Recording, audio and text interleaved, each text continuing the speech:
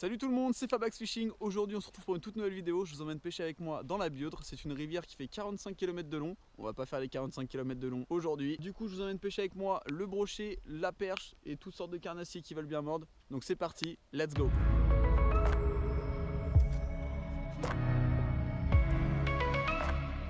C'est parti, on prend la petite Color MX de chez Mitchell en 3,14 grammes. Comme on peut avoir de belles surprises, je vais prendre ma petite favorite X1 en 14,56 grammes pour pêcher un peu plus fort. Hein. Du coup, c'est une canne médium pour pêcher les pikes un peu plus costauds. Et voilà, là-dessus, on est sur du fil de 20 centièmes. Voilà, ça va le faire. On n'oublie pas les puzettes parce qu'on est motivé et c'est parti, let's go. Ok, donc là, on est arrivé sur le spot et je vais faire quand même un petit lancer. Ça mange pas de pain pour essayer de pas trop effrayer les poissons qu'il y a là-bas. Je sais pas ce que ça donne, donc on fait quelques lancers et après on se met. J'ai mis un petit shad, vraiment tout petit, en 3 cm, avec une TP de 3 ou 2,5 grammes, je sais plus. De toute façon, je vous mettrai le lien du matériel dans la description.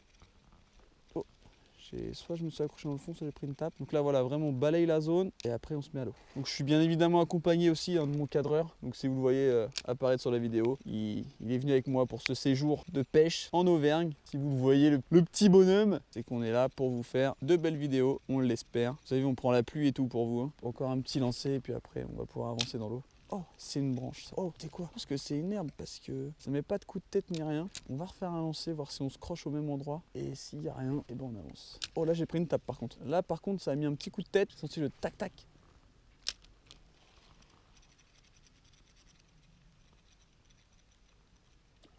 Oh, il était juste devant. Truc de ouf.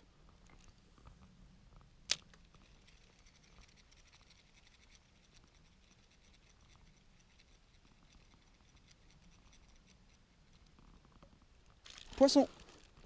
Oh, la petite perche. Hey hey. The little. Ah, m'a pris sur la fin de course. J'ai juste eu à le relever la canne et puis bah. Ah voilà, c'est fait, c'est engamé. Petite perche avec le shad. Le shad qui paye toujours. Hein. Hop, là on va regarder ce que ça. Comment les piquer. Et voilà le petit shad qui est validé. Je vais vous la présenter. Sac. Bon, les petites, on va la remettre à l'eau. Allez, va, petite perche. Bon, bah c'est cool. On va essayer de monter crescendo niveau gabarit, j'espère. Mais premier poisson, donc ça fait plaisir. On va essayer de relancer, voir s'il n'y en a pas une autre. Et puis après, on va s'avancer dans l'eau.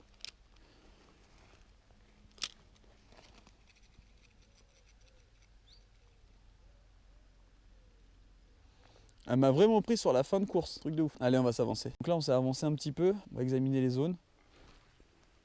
Hop.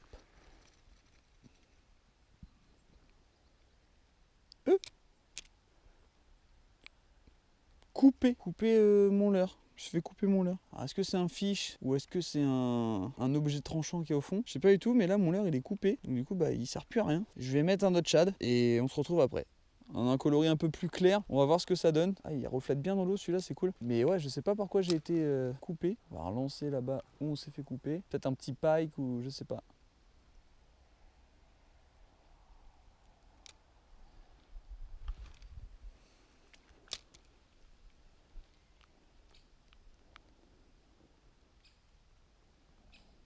On va s'avancer un petit peu dans l'eau, comme ça on a une plus grande fenêtre de tir. Voilà. Nickel. Là-bas en bordure, ça peut cacher un fish. Il y a une petite pluie, on fait vraiment les bordures.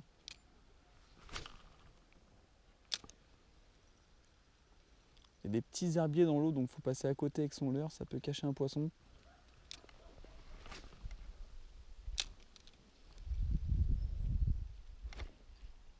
Oh, poisson. Poisson les gars. Oh, c'est beau. Oh, c'est beau de ouf.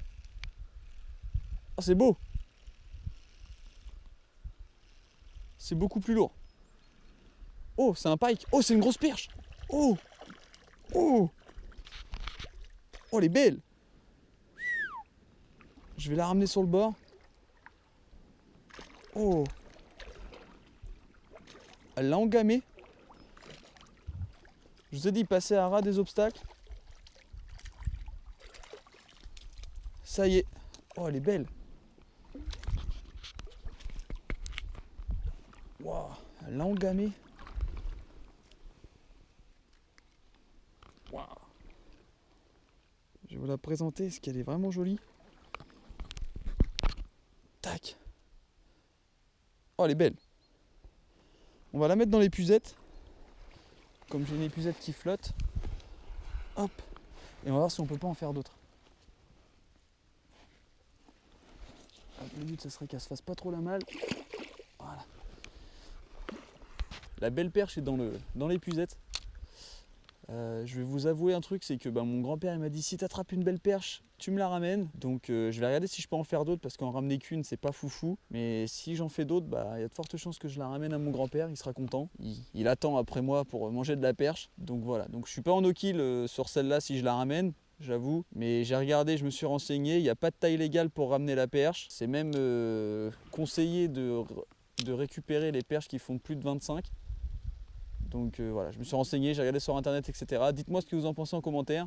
Après, c'est très rare que je ne sois pas en no-kill. Là, on va continuer la pêche. La perche est dans l'épuisette et on va voir ce que ça donne. La pluie, en plus, ça commence à devenir de plus en plus importante. Mais c'est pas grave, je reçois des petites tapes dans le leurre. Et une fois qu'on a balayé la zone, on va s'avancer un peu plus.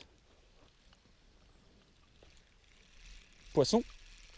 Poisson, poisson. Une autre perche. Super. Oh, décroché. Flûte. Flûte, flûte, c'est pas grave. On y retourne direct. Stack. Elle m'a pas mis une grosse touche. Pardon. Elle m'a pas mis une grosse touche. Donc j'ai pas pu la ferrer comme il fallait. Mais c'est pas grave. C'est des choses qui arrivent. Souvent, des fois, les perches, comme c'est assez sensible des lèvres, les lèvres, quand on les pique, souvent ça s'arrache, etc. Donc c'est peut-être pour ça aussi. Ça va peut-être céder sous la pression. Allez, on va s'avancer. Ok les gars, du coup j'ai fait un petit lancer hors cam et j'ai pris un fiche. Donc désolé.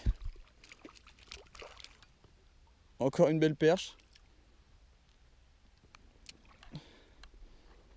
Un peu plus petite que celle qui est dans l'épuisette, mais ça fait plaisir. On va vous la présenter. Je vais la mettre dans l'épuisette avec sa copine.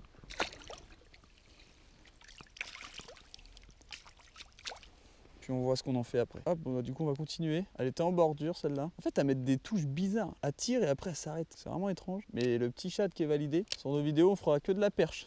La seule fois où j'ai failli faire un brochet, il m'a découpé. D'ailleurs n'hésitez pas à aller voir la dernière vidéo qui est en ligne. Si vous ne l'avez pas encore vue, je vous mettrai le lien dans la description. Elle est assez mouvementée. Et rassurez-vous, il y a de la perche. Là j'examine vraiment toutes les petites zones, petites bordures, etc. Et puis après je vais m'avancer juste derrière le barrage là-bas. Enfin le barrage c'est un arbre qui est tombé dans l'eau. Oh, il y a eu une petite chasse là-bas. J'ai lancé ça juste après. Oh, à ras des branches, ça c'est bien ça. Juste derrière le poteau.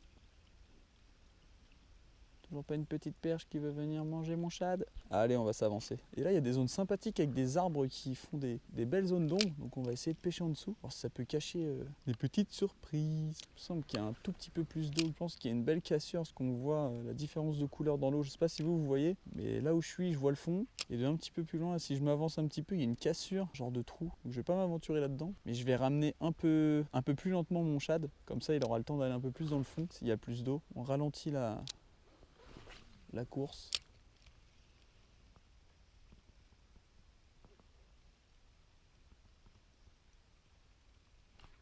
Poisson. Hop. Encore une perche. Elle m'a mis vraiment une petite boîte vraiment limitée. Hein. Elle n'a pas eu de combat, c'est pour ça qu'elle est un petit peu en colère. Donc ce qu'on va faire, on va faire comme ça. Hop. Et voilà. Tac.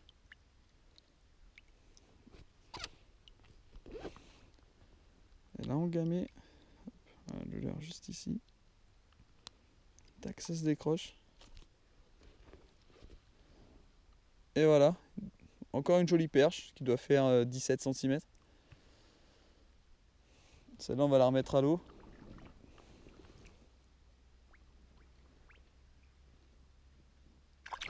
Hop là, c'est parti direct. Donc juste entre les herbiers qui sont juste là-bas en face.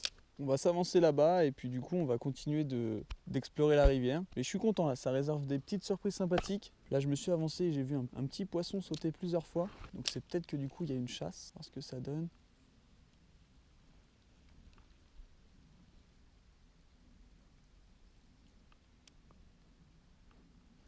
On m'a toujours dit les poissons se cachent. Faut leur donner envie de mordre en leur mettant leur sous le nez. Donc toutes les zones, il faut les exploiter. Et si ça mord pas, et bah tant pis.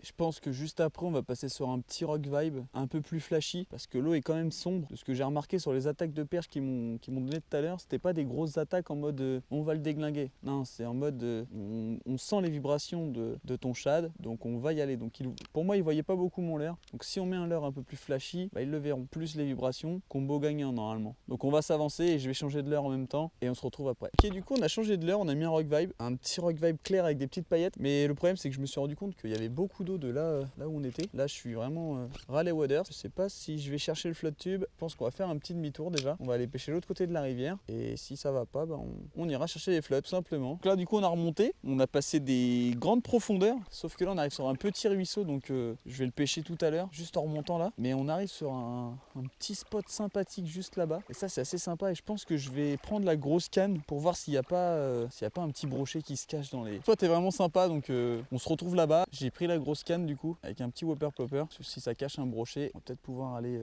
discuter avec lui.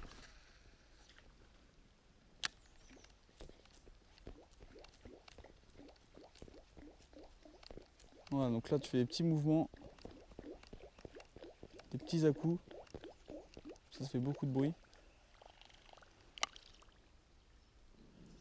Et là on va s'avancer, on s'enfonce pas mal quand même. Donc là voilà, il n'y a plus beaucoup d'eau, donc ça c'est assez cool. Du coup j'ai vu qu'il y avait des nénuphars. J'ai mis une petite grenouille pour aller sur les nénuphars et du coup passer dessus, voir s'il n'y a pas un poisson qui sort des nénuphars, qui gobe la grenouille. Il faut vraiment poncer la zone de nénuphars. Là j'ai repris ma petite canne, il y a des petits chevens qui sont ici, donc c'est sympa. Donc là on va remonter ce petit ruisseau et je pense qu'après on va arriver sur une grande plage de nénuphars. La biode est encore grande et ça nous réserve encore pas mal de surprises, je le sens. Donc là j'ai mis un petit crankbait passé entre les nénuphars. Poisson. C'est quoi? Qu'est-ce que c'est? Oh, je suis dans les nénuphars avec. Zut, zut. Oh, c'est un chub. Oh, j'ai attrapé un chuen. Je vais aller le chercher. Un chuen. Incroyable. Il a pris le crankbait. Hop, donc je vais le sortir de là.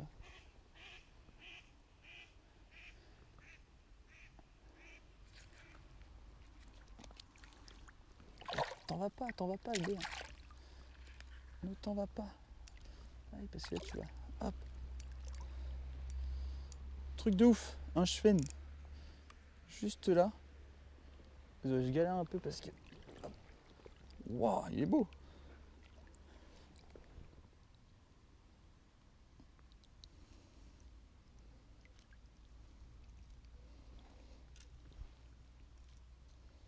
Il s'est cramponné un peu sur le dessus.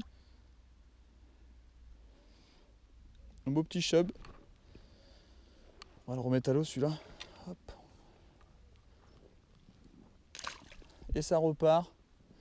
Nickel. Je vais m'avancer gentiment, j'ai vu un poisson chassé là, je sais pas du tout ce que c'est. Je vais m'avancer avec les waders, j'ai mon petit crank toujours, donc j'espère que je vais pas faire trop de bruit pour essayer d'aller le titiller. Mais je pense que ça peut être un brochet ou un gros chuen. On se met en condition, je vais me mettre dans les nénuphars et je vais lancer juste devant. Faire un lancer, ça n'a rien donné. J'ai mis un petit badling quand même avec mon crank, que je me dis que si on pique un pike et tout, on peut lutter. J'ai mis un petit badling en 30 centièmes et là on s'enfonce un peu plus. Le gros truc il a pas voulu prendre, qui a chassé tout à l'heure ou je sais pas quoi. Donc on s'est avancé et là on arrive sur un petit ruisseau sympathique, mais après là, la rivière a l'air de s'élargir. Mais là voilà, là il y a des petites zones qui sont assez sympas avec des petites branches, des caches à poissons. Donc l'avantage du petit crank c'est que quand tu l'animes, donc quand tu moulines, il va vibrer, il va s'enfoncer un petit peu dans la profondeur. Et dès que tu lâches, il remonte à la surface. Donc dès que tu arrêtes d'animer, il remonte à la surface pour après repartir. Donc ça c'est assez cool. Ça peut faire des petits stop and go sympathiques. C'est aussi un leurre assez polyvalent pour la perche, pour le chevenne, pour le brochet. Ça marche. Hein. Tout à l'heure on a pris un chevenne, pas encore pris de perche avec.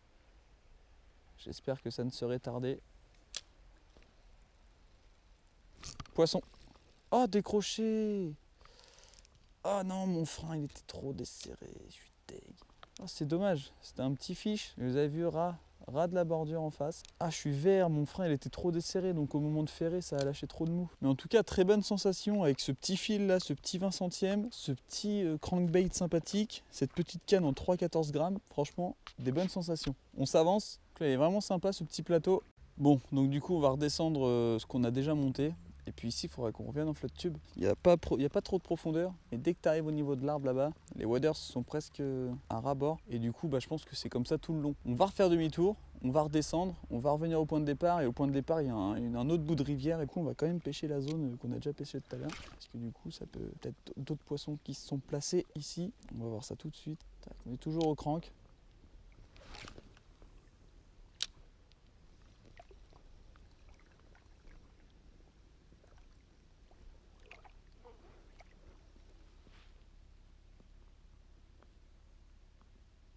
Il y a mon grand-père qui est là. Alors là, attention, je vais devoir faire un résumé de pêche. On est remonté comme je vous ai dit et là on va pêcher cette petite zone là. Ça a l'air d'être un peu un bras mort, mais il peut y avoir des petits spots sympathiques, genre juste là, juste derrière des branches, il peut y avoir un requin. On voit que c'est un petit peu la jungle, qu'on va essayer de passer tout ça et puis let's go hein. J'ai passé le barrage d'arbres et je me rends compte que juste en face de moi là, il y a un trou super profond.